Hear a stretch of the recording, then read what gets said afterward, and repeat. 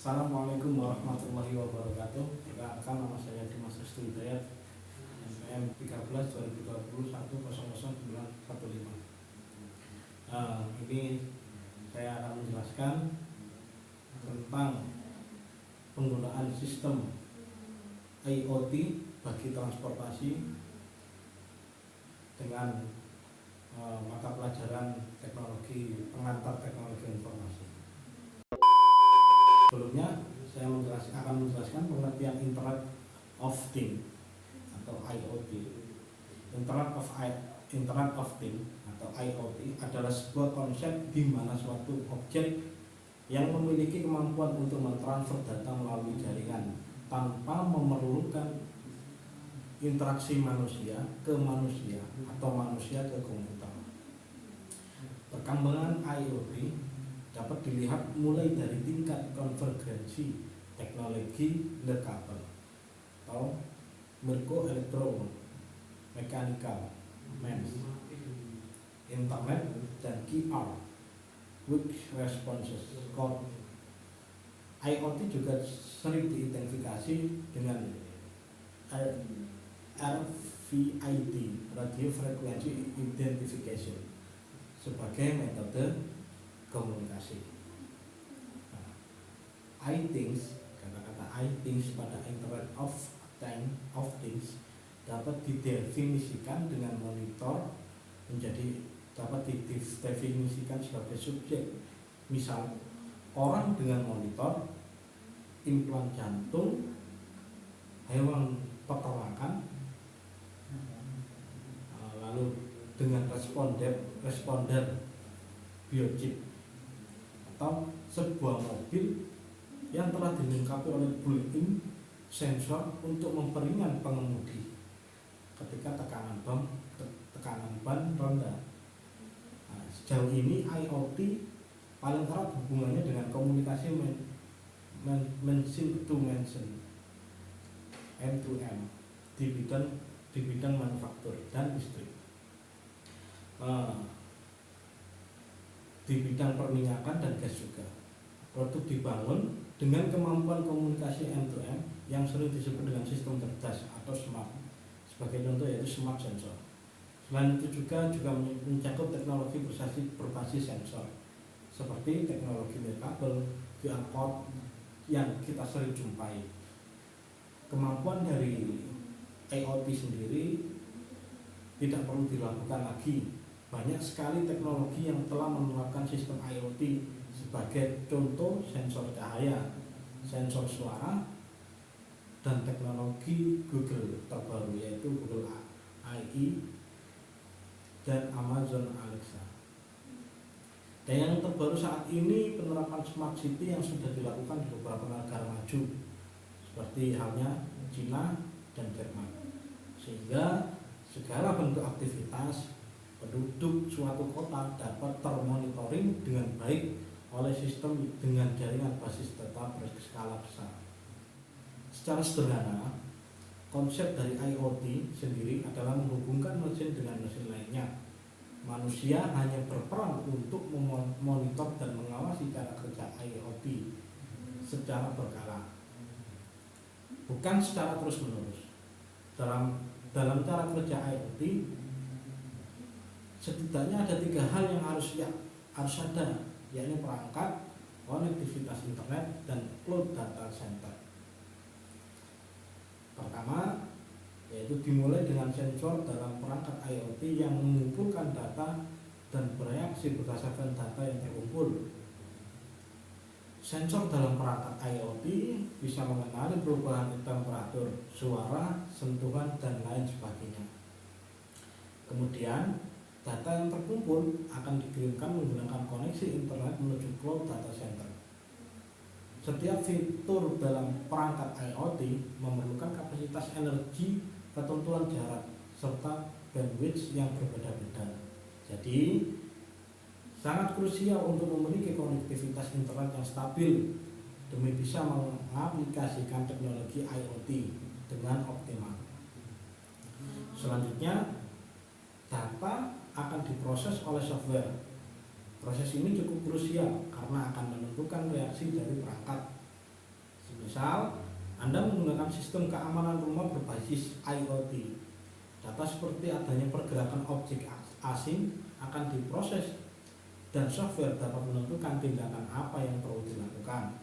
Misalnya dengan mengirimkan notifikasi ke smartphone pemilik rumah atau langsung membunyikan komponen IoT. Setelah melihat cara kerja dari IoT, saatnya untuk mengenal komponen-komponen penting dalam teknologi IoT.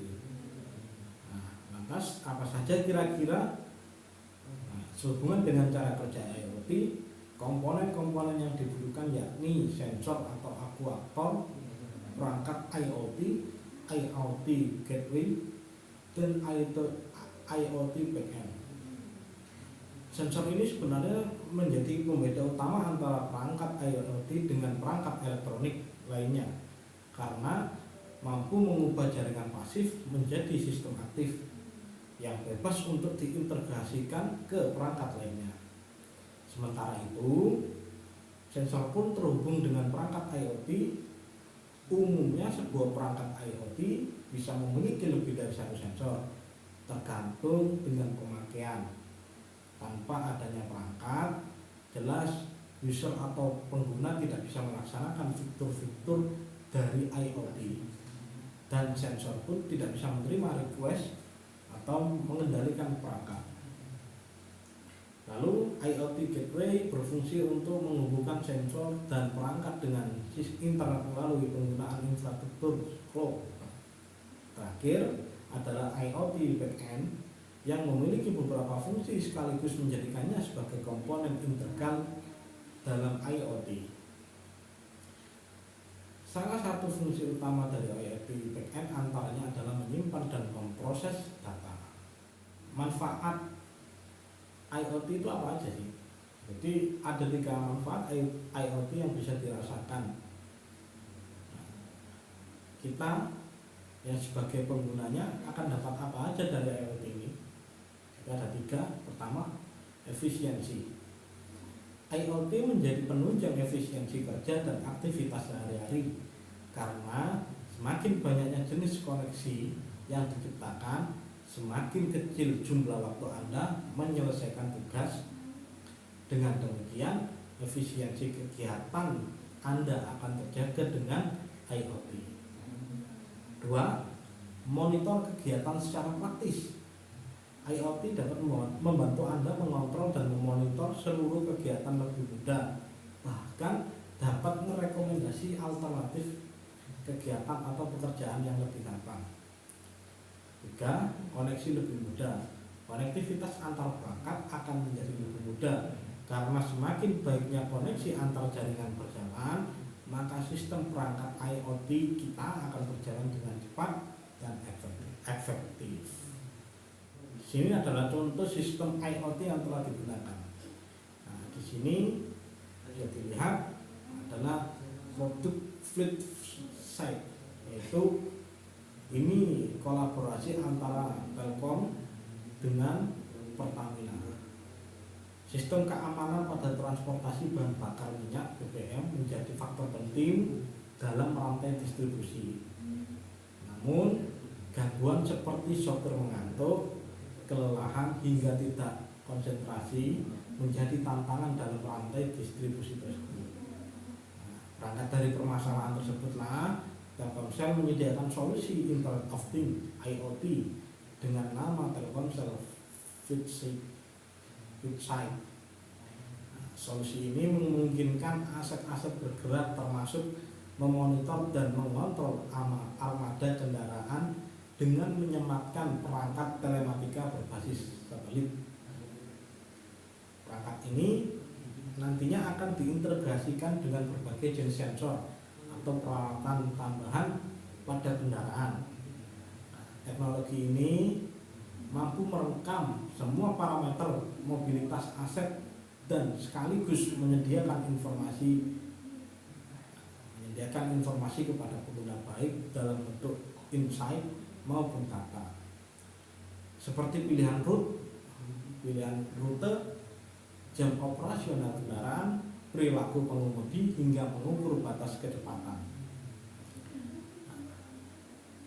data-data tersebut juga bisa dikombinasikan dengan rule dan alert yang mampu memberikan peringatan secara real time ketika terjadi pelanggaran standar operasional, misalnya melebihi kecepatan, beroperasi di luar jadwal, melintasi rute yang bukan seharusnya, temperatur kerja komponen-komponen kritikal melebihi standar, dan lain-lain.